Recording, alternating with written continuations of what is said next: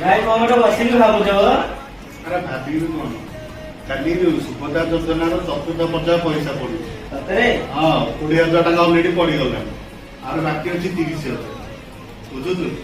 ତ ସେଥିରେ ମୋର ଆଗ ପଛ ଭାବିଲା ଆସିକି ଭବିଷ୍ୟତ ଅନେଇଲା ଆସି ମୋର 50,000 ଟଙ୍କା ଲସ୍ ହେଇଛି। କେମିତି ବା?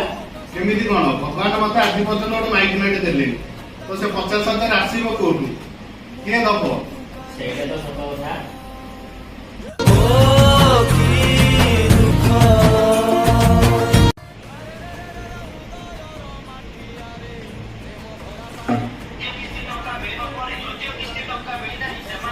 ନାଇଁ କଣ ଗୋଟେ ବସିକି ଭାବୁଛ?